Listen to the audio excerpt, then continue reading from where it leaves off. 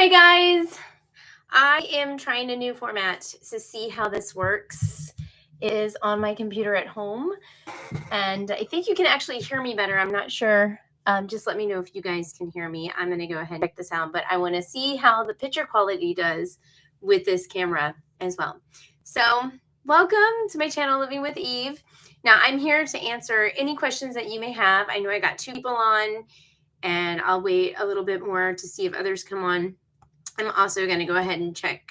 Let me know. Can you give me a thumbs up if you can hear me? I see a couple people here. Or, yep. Hey, Katie, can you hear me? Okay. Totally different setup. I did test it today. So, and if not, I might as well just go over some announcements. Yay, you can hear me. Yay. Also, let me know if you like this format or situation better than back there on the chair. So that's the chair that I usually sit at. But just let me know which works better, this one or the other one for the lives. And that way I'm just trying to figure some stuff out, make some decisions about moving forward with lives and such. So a couple of announcements. So I'm going to, of course, if you're new to this channel and this is your first time that you've seen this live, you clicked on one of the links and you're like, oh, this looks cool. Well, we're doing this every Sunday through the month of August, up through the 29th.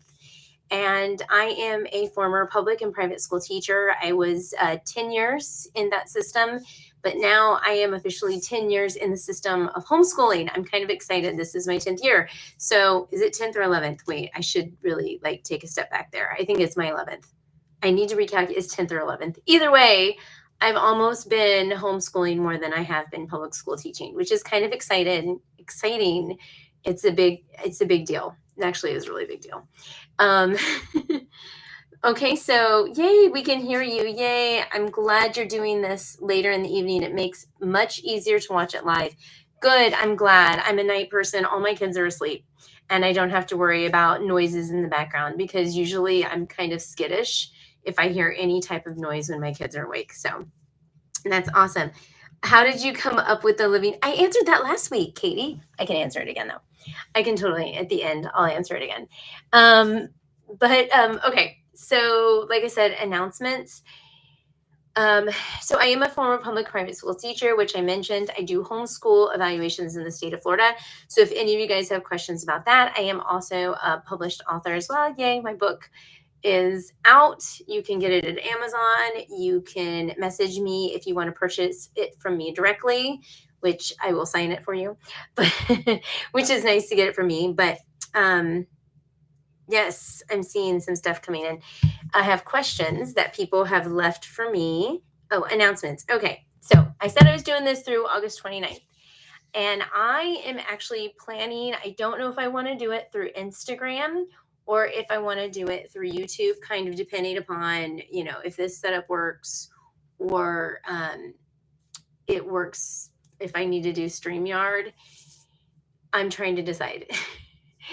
But what I want to do is have a sit down, kind of like a chit chat coffee moment with whether you're a friend of mine through YouTube, social media, influencers.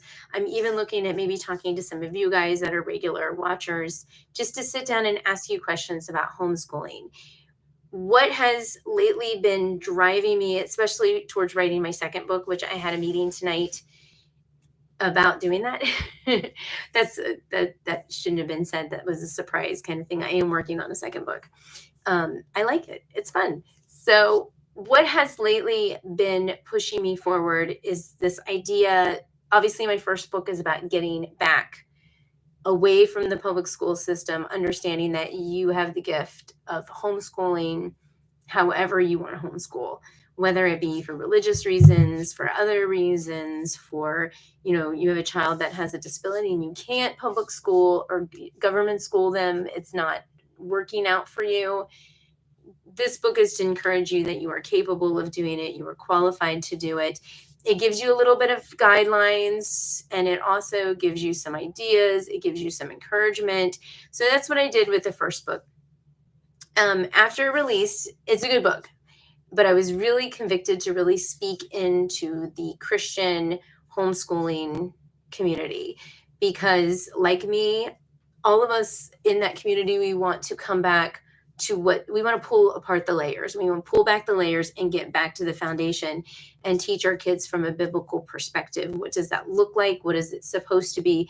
And not let the public government schools bully us into teaching the way that they taught us. And from someone who was public schooled and also as a teacher from the public school system, I completely admit that we have been brainwashed. And there are little things that we do that go against, scripture, goes against God's idea, of learning and education. We don't even realize it. And we put ourselves in these little boxes when we shouldn't be placed in those little boxes. So I'm doing a lot of research, a lot of reading on this topic, looking more into the history of public education, why it is what it is. I've actually been reading up a lot about the progressive movement. If any of you guys are familiar with the progressive era that happened with Dewey. And so learning a lot about that and just understanding that, there's just layers added on, layer on top of layer on top of layer. And we need to pull back. It's like we got to peel it away slowly. It's like an onion. As you start peeling back the layers, it's going to make you cry. And so there has been a lot of tears through this little journey and a lot of anger and a lot of frustration. But I also understand that a lot of us are wanting to get back to that biblical Christian way of teaching and raising our kids. And that's what, homeschooling has provided for us, the ability to homeschool. We can do that. I have been studying up blanket statement. I'm backing it up. I will make a video one day, but I'm doing a lot of research and making sure I write my words very clearly. But I truly believe that the secular worldview has infiltrated the homeschool community. And as a result, a lot of God-fearing parents are getting in there and they're compromising their faith because they feel like they have to do this and they have to do that. And they're getting sidetracked. And that's not why a lot of us started homeschooling. So I want to feed into that idea a little bit more. I'm debating whether or not to do it on Instagram or to do it on YouTube. But when I do it, I don't want to be sitting here on the screen, just me. I want to be having a conversation with you, like split screen, talking verbally, not just staring, because I have the messages written all right here. I don't want to just be staring at messages and seeing what you guys wrote. I want to be verbally talking to you. And to be qualified to talk to me is to just want to at this point and have some kind of Christian biblical perspective. And like I said, there's a couple of viewers that have, responded to me a few times that I have my eye on that I might actually invite. Or if any of you are interested, feel free and ask me. I don't know if I'm going to do it every other week through December. I want to set short-term goals for myself. I'm probably going to do it September, October, November, December. I don't know if I want to do it every other week or if I want to do it every week, but it's something like that. If you're let me know. You can let me know in the comments too if this is something you want to chit chat with us. I do have a couple of people that I have already lined up that we're going to schedule. So, and then we'll go from there. So, answering some questions for you guys that left some stuff on the live stream last week, the comment section. I'm just making some notes here because I want to put a timestamp. I'm going to put a timestamp for you guys so I know where to start. Okay, so this is, let me check the chats. Hey girl, yes, we can hear you. Good. Glad you're doing these late in the evening. And how did you come up with the name Living with Eve? Always wondered. And then we've got a hello from Ashley. Okay, so this is the first question that I got in the comment section from last week from Laura Baker. She said, can a mom make their own language arts curriculum for their ADHD dyslexic child? Because I swear he hates them all. He's 10, but first grade level. Okay, you can do whatever you want. I think it would be very, very hard and difficult to make one. Yay, from California. Wow. It's early for you guys too. So sorry, Maria's saying hi from California. Hi. So back to Laura's question. You can write whatever you want. If you feel led to write a language arts curriculum, keep track of it. You could probably publish it in the future. I do know a parent that her daughter was severely dyslexic, and she actually went and got trained in the Orton Gillingham method and now actually teaches other kids that have dyslexia. She's a coach, and she charges and makes a good amount of money from it. So yeah, you can write whatever you want and do however you want. If you feel like led to, do it. And I hope it works. And if it does, please share with us. That would be awesome. Wow, New Hampshire. Yay. That's awesome. Okay. So here's another question. And if you guys have any questions, feel free. We have a smaller crowd tonight, but feel free to leave a comment in the comment department, over comment section department, that thing over there. All right. It's on my screen over there. All right. So Bree Sumner says, we're headed for Florida in October, and I'm so worried about the evaluation process. We're in California currently and have never had to deal with this before. Should I start saving up work now since we homeschool year round? I've also heard mention of umbrella schools. It's all too much. Okay. So Florida does sound scary right from the get-go. And I say this a lot. It's really not scary at all. And that's because a lot of us that are homeschool evaluators, we are homeschool moms. Yes, any teacher could evaluate your child, but those of us, anybody with a certified teacher degree, but those of us that go out there and say, I'm a homeschool evaluator, all of us pretty much. I could almost claim all of us. There are some teachers that claim to be homeschool evaluators because they do the business on the side, but most of us are homeschool moms, and we're evaluating, for a couple of reasons. One, because we want to help. We want to get out in the community and help other homeschoolers that have to abide by the law. Also because we want to be able to evaluate our own kids, and it's nice to have that teaching certificate. Most of us just do it because it helps out the community. I think we do charge for it, so I'm sure there's some people that do it for the money. It's not a full-time job by any means, but it is just a little extra buffer, which is nice. But that's not, I'm sure there's some people that do it for the money, but that's not why most of us do it. So we're basically on your side. The other thing too with homeschool evaluations, if you get a homeschool evaluator that you sit down with them and it's not going well, you're not comfortable, and they're not going to sign the paperwork, whatever, you can say, listen, this was not the best situation, and I'm sorry, I'm going to leave now. Like, I don't know. You can cut it short. You can do a Zoom call. You know what? I always say interview the homeschool evaluator first or get a good idea of who they are before you reach out to them. Ask questions. Like if it's recommended by another person, say, well, what do you think of this person? Just ask questions. Evaluators are not afraid to answer questions. I actually have on my website a sheet of evaluator interview checklist, things that you should ask the evaluator before you delve in with that person. Usually when you hire an evaluator and they're good, you kind of want to keep coming back to them. So I have families, and I've said this before, I have families that I've been evaluating them before I even had a YouTube channel. And a lot of them actually don't even know I have a YouTube channel, because I'm just like, okay, it's not, I don't want them to be like, oh my gosh, that's it. I don't want them to fangirl on me. Like, this is fine. I'm getting used to the fangirl thing. I'm getting used to it, but I just haven't told them. Let's just leave it at that. I just haven't told them.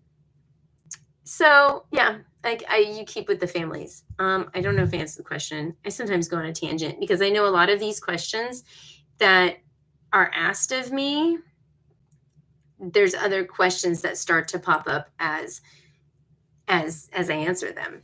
So, she asked about umbrella schools. So in the state of Florida, we have something, I don't know if other states have it, I'm sure they do. Umbrella schools, which kind of act like a private school, basically. if you do enroll in an umbrella school, you're going to pay them a one-time fee. And then every umbrella school is totally different. Some will actually give you curriculum that you have to do. Some will let you do whatever you want to do. You just have to turn in attendance and grades. And some of them will keep transcripts. Some of them won't. I mean, you really have to just pick and choose. Some have a good reputation. Some have a bad reputation. It's just one of those things that you have to kind of play around with. So umbrella schools are definitely an option, but like I said, I always think it's easier. I mean, at least it's easy for me because I evaluate, but it's easier to do an evaluation because you don't have to worry about that private school status.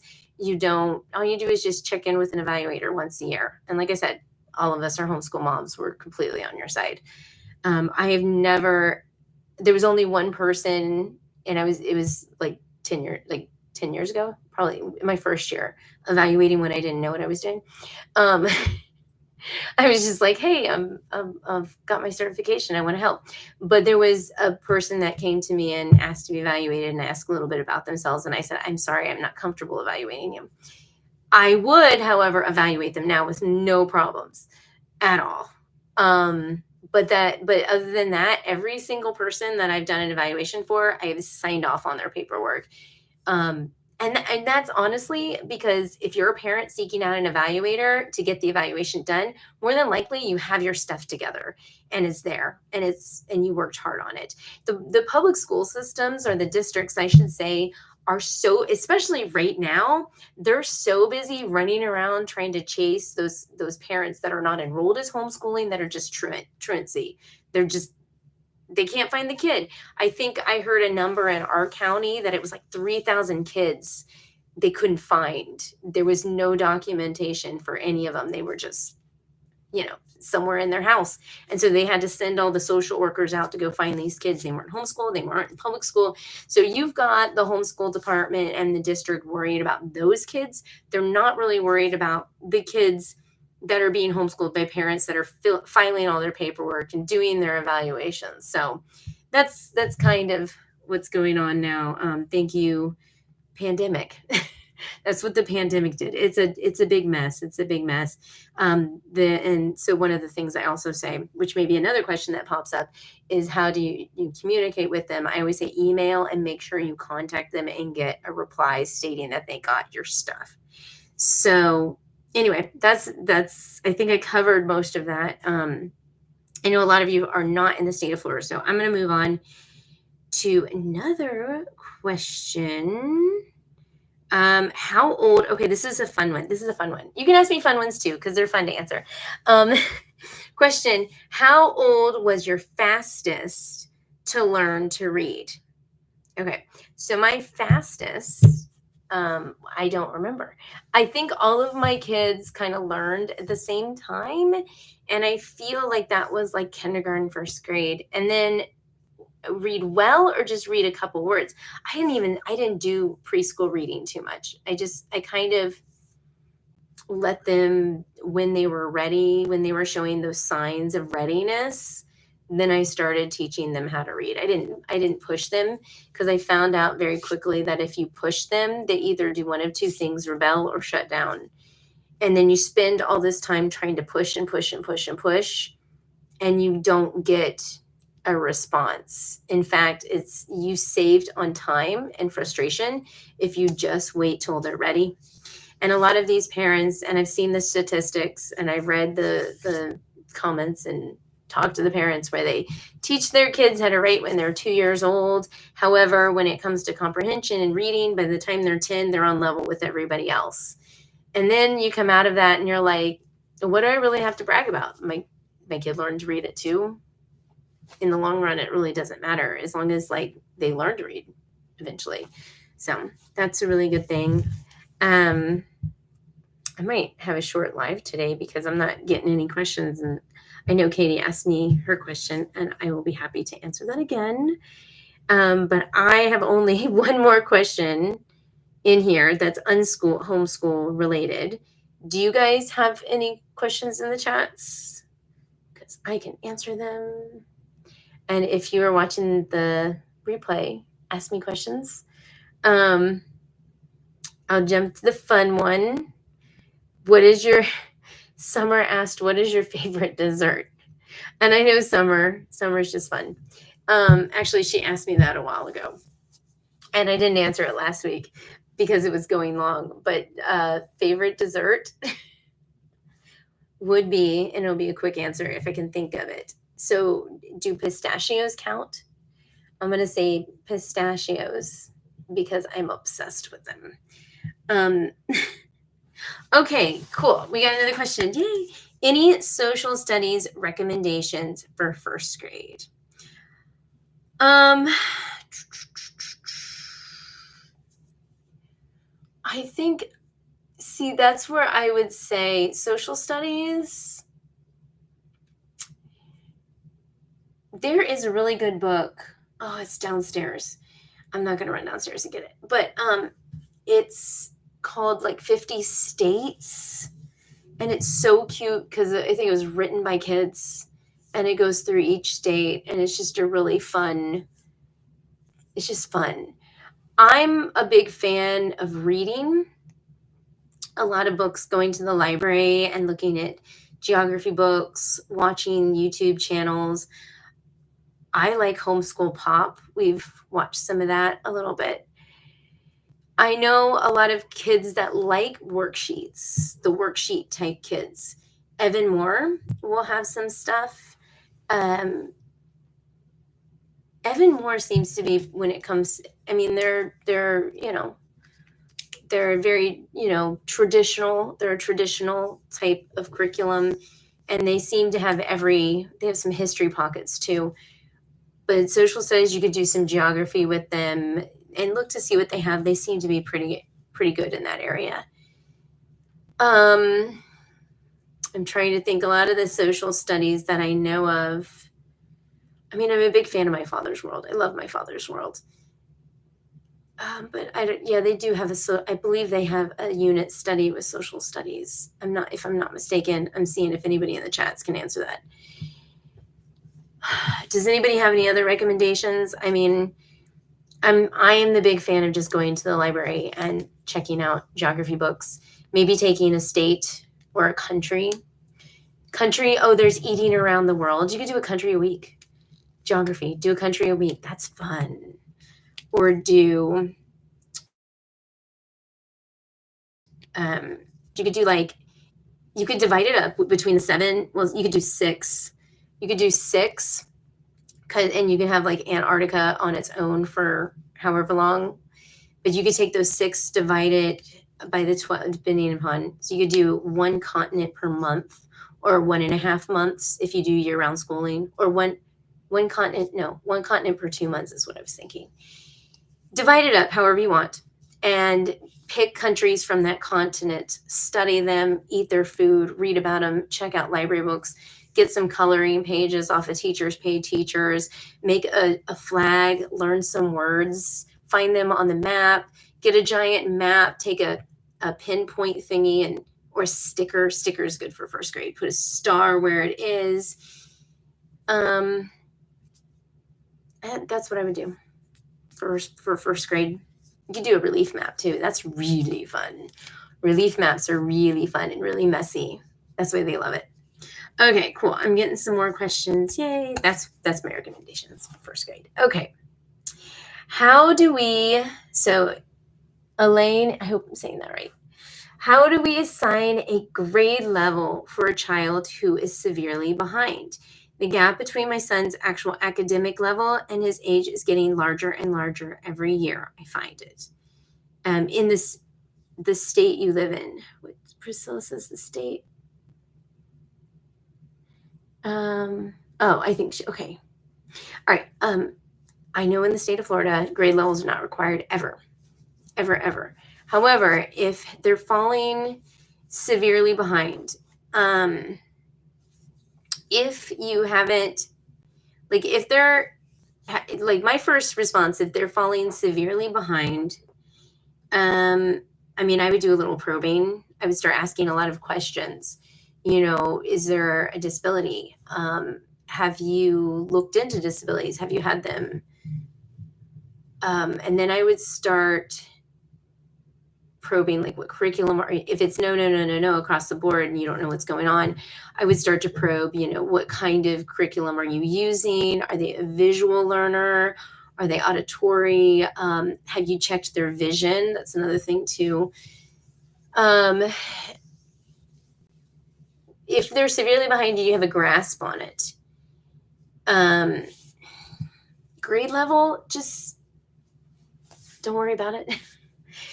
If you're having a hard time finding, test them, or evaluate them with like a standardized test, or you could, if there's a curriculum that you really like, use their testing to see where they fall. So for example, if you're interested in, what's one that does, I don't know, Saxon, I think they do a placement test. Do the placement test, and wherever they tell you they are, there you go. Start them there. So my kids, I'll just tell you this, not that they're behind. This is how much I don't care about grades, like grade as in like grade level you are. So I have a 12-year-old. Okay. He is going into 7th grade, right? Because we started him at kindergarten, and I just kept moving up regardless if I hold him back or not.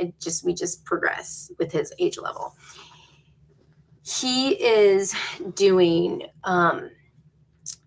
language arts, 8th grade. He's doing math. Right now he's in 7th grade still. He's in 7th grade math right now. He's in 8th grade language arts.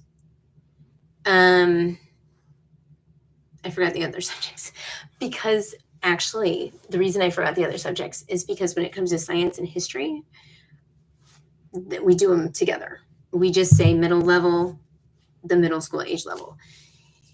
Homeschool works very different from public school in regards to that. In fact, the state can't even legally ask us what grade our kids are in unless we are enrolling them into some kind of public school, like if we're going to do sports at a public school, or if we're going to enroll them into some kind of camp at the public school. They can't legally ask us for grade level. So figuring out grade level, I just go by age. If it's something that I have to give the information for, otherwise I just go developmentally, whatever curriculum works for them in that subject area. And like I said, we start at different times. Like my son's about to finish his 7th grade math curriculum. I don't know when. He might finish it in September, and then we move to 8th grade in the middle of September. I've had my kids finish 8th grade language art or 6th grade language arts or whatever language arts in the middle of December, and then we just move on to the next book. So that's kind of how much grades don't really matter in the homeschool world, at least for Florida. Okay. So yeah, but if you're looking to see what's causing the gap, that's when I would say go look, is it a disability? If you don't already know, which you may know what's going on. So, yeah. Okay. So Priscilla's from Florida. I'm guessing that's what you mean. Maria says that sounds fun. I hope I'm saying this right. Parrot, letters from afar are a fun way to explore places and culture. I have never heard of that. I'm writing it down. Letters from afar. I have to check that out. This is my notebook. I have a notebook where I keep everything. Okay. In Florida, subject requirements. We don't have any for homeschool. It's awesome. They're whatever you want them to be. Whatever. Yep. That's simple. The only thing I would say is if for whatever reason you are, okay, let's say, 12th grade, right? Or high school, just high school in general, and you're wondering what subjects they should be taking. There is a roadmap to success. I have it somewhere, a pamphlet. I don't have it with me. But they have like 3 different tracks you can look at.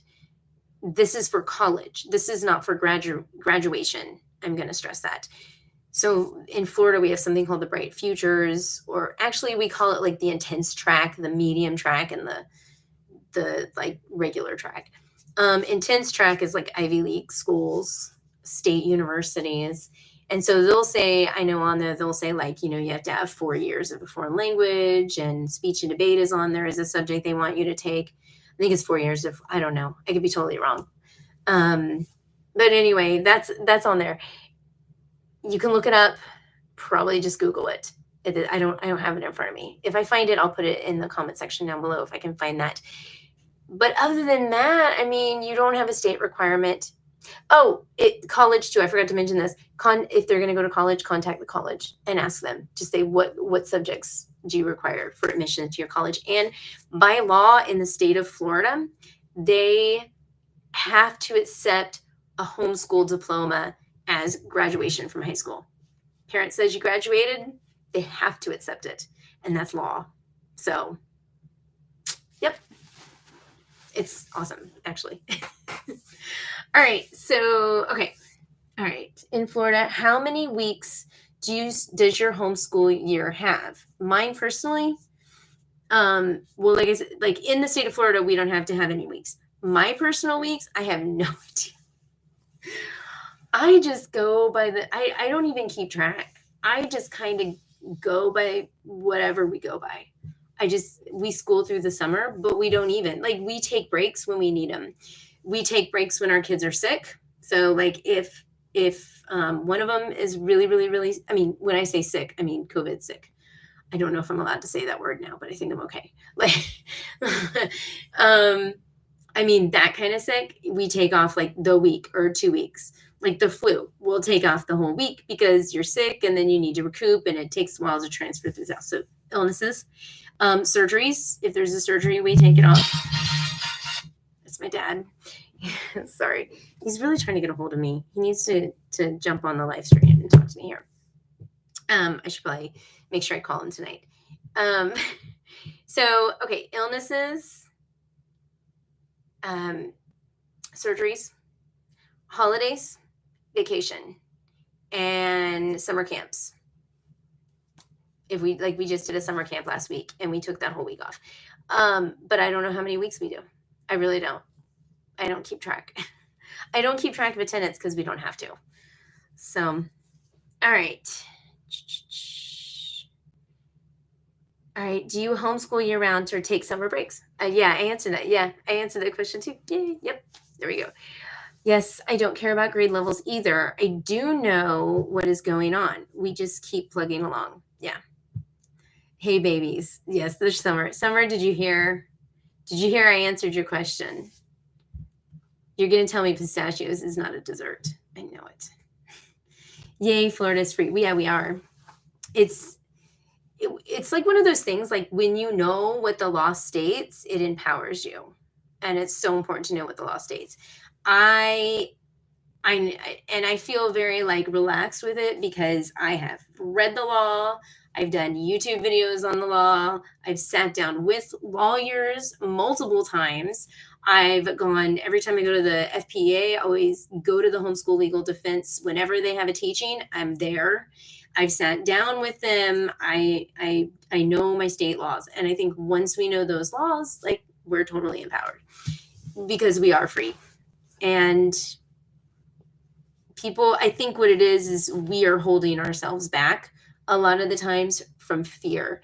And I heard a really cool quote from that movie. What is it? The Homeschool Rock. I don't know if you guys have seen that.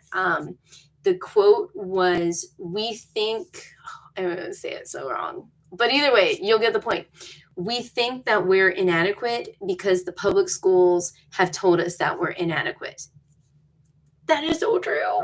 The government, not even public schools, the government has told us we're inadequate.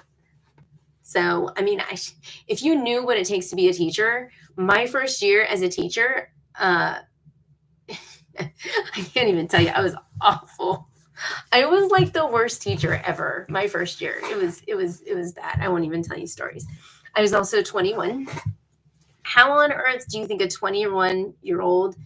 I don't know. I'm sorry. Like, it doesn't make sense to me why they let me. It's like they gave me the keys to the kingdom. Here you go. You're a teacher. Do whatever you want with your kids. That's what it felt like in the beginning. And I was teaching middle school. I was 21 or 22. I don't remember. I was teaching middle school.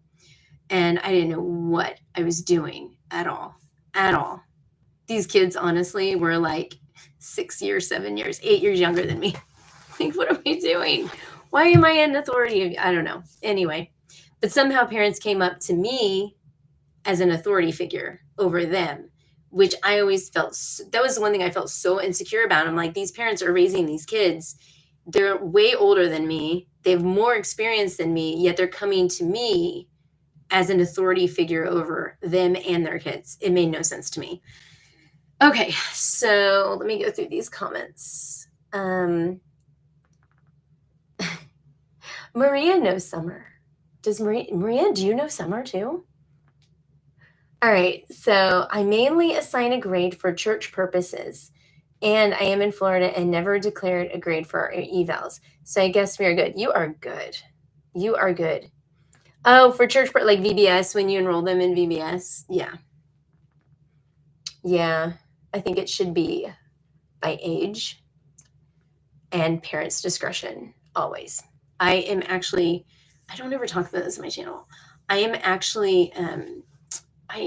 the coordinator, and I'm in charge of the children's program at our congregation.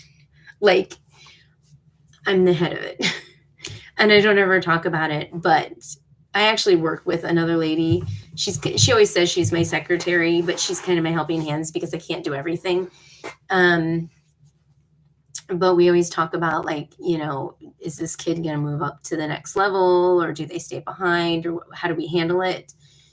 And I think a lot of it is 100% parents' discretion. It took a while for me to get to that point, but yeah, I think it should always be parents' discretion. So, okay, going back to comments.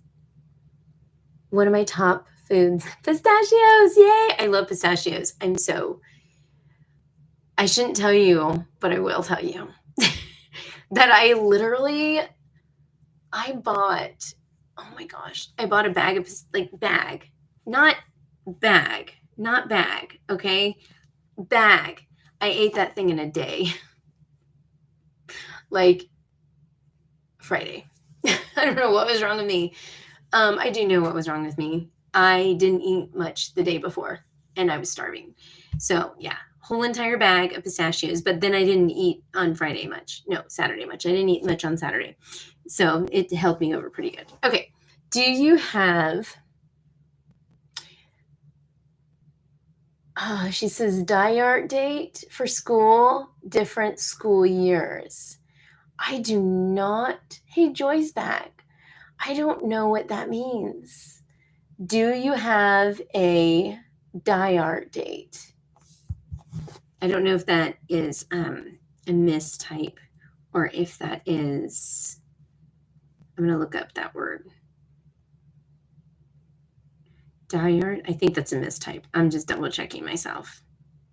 Start date, maybe? Ooh, auto check. Oh my gosh, I learned something new, that if you type in incorrect spelling, it'll fix it on Google to show you. They didn't fix it, but they just said, oh, did you mean this? Start date. Okay. Do you have a start date for school, different school years? So the start date for Florida is whenever you turn in your intent to homeschool according to the district. So in other words, this is all according to the district. Otherwise, you start whenever you want to start. Like, seriously. But according to the district, when you send in that intent to homeschool, that is it's more like an anniversary date. So if you do it in September, 1 year from September, you have to turn in your evaluation form. And every year on that month, you have to turn in your evaluation form. If you do it in March, like let's say you did, the government public school, and spring break, you decided to take your kids out of school and homeschool them. March becomes your anniversary date, aka or start date, according to the district, even though you may have technically started back in September. Every March, you have to do your evaluation. So when you turn in your evaluations, you might have 2 grade levels in there. You start whenever you want to, but that's how the evaluations play into that. But you start whenever you want to. Oh yeah, Joy knows high school. She graduated one, and she's in the process of graduating too. The other thing to consider for high school, if you plan on using Bright Futures, there are requirements that must be met for classes that must be taken. Yes. Also the volunteer hours for Bright Futures, right? You have to do the volunteer hours. Start date. Okay, she corrected herself. All right. They're inadequate. That's why we homeschool. Ha! We were. I was totally inadequate. I was totally underqualified when I started. The only thing that got me qualified is when I had kids. I'm going to be honest. Even when I was a teacher, I never felt like I was qualified. I have so many stories. The Lord, he's pulling on my heartstrings to homeschool, even when I was a public school teacher. There were so many things. I was that teacher that sat in the back and hid myself away so I wouldn't get noticed, so I could do the things that I wanted to do with my students in the classroom. And I wouldn't get, how like the squeaky wheel gets the attention? I stayed really quiet.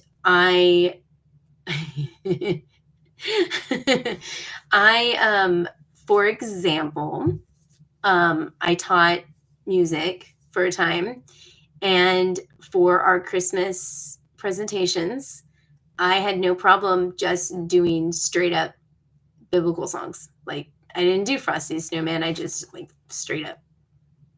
That's what I did. Nobody ever said anything.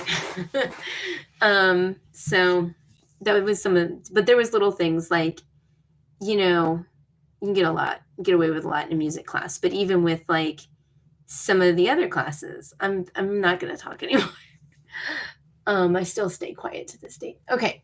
You can talk to me privately if you're curious. Okay. Is there a website for the layman's version of the law? I hate to admit it, but I've read the requirements, so I have a video on that. It's really cheesy, but I have a video on it. And I go through the law, and then I do my best to try and interpret it. I'm not a lawyer. I always have to make that claim. I'm not a lawyer at all, by any means. I have not gone to school to become a lawyer, but I have a video on it. So you can watch that. I know Homeschool Legal Defense. Now, they're lawyers. They have videos on it as well. And I believe they actually will have part of their website is dedicated to the different states. They'll point out the legal stuff for each state in layman's terms. I'm trying to think. I know that don't go to your district. Don't go to your district and see what the laws are. Don't do it. Don't. Because part of the problem is sometimes they'll misinterpret it. So you go to homeschool people. No, you can look up HSDL if you want to go to a lawyer to see what they have to say about it. So, all right. Okay. I'm a subscriber of hers. Of who? Oh, Summer. Oh my gosh. I love Summer. Summer, you get a shout out because you're amazing. I love you. She has the funniest video. You have to watch it. I should link it on here. Don't hate me, Summer. No, I know you don't hate me because your video is amazing. I told her, making this public, I said, can you please be my best friend? Because that's the best video ever. It's a Google. She put in homeschool and autofill on Google, as a parody. It's hilarious. So I told her she has to be my best friend. And then I'm going to come see her and visit her, and we're just going to spend forever making YouTube videos together. All right. Okay. I wanted to homeschool since 2000 when my eldest was in kindergarten. Maria, are you homeschooling? I'm assuming you are. Yeah, you are. You're homeschooling. Yeah. My dad's calling me again. Okay. So because he's calling me so much, I feel like I do need to cut this live stream short and say goodbye to you guys, unless you have any other questions. Okay, I'm going to cut it short. Thank you guys so much for your patience. If you have questions, leave them in the comments down below. Yes, my youngest is in first grade. Awesome. Yeah. and keep my dad in prayer because I have a feeling I know what that call is about. So, all right. Thank you guys. Either that or he wants to tell me he got his Tesla. That's I hope that's why he's calling me so much. Sorry. Anyway, okay. So thank you guys so much for sticking out with me. Katie didn't answer your question. I'll link if you want to know a link. I'll put a link or something in the comments. I'll write a note to myself. It's in Why Am I Living with Eve? I want to make a reel. I should make a reel, not a reel. That's Instagram. Make a short. Make a YouTube short. I'll make a YouTube short of it. So yes, thank you so much. Thank you. Hi, Jessica. I'm just about to jump off. So I'm going to jump off because I got to call my dad back. So reality. All right. Take care, guys. Thank you guys for stepping in. Let me know if you like this format better or if you like it when I sit in that chair right there with the camera facing me. So let me know which one you like better, which one's better quality, so I can kind of decide where I'm going to go forward with all of this when it comes to the interview thing that I talked about at the beginning of this video. Do I do YouTube or Instagram? Do I do StreamYard? What do I do? I don't know. Help me decide. All right, guys. Thank you guys for watching, and I'll see you around. Bye.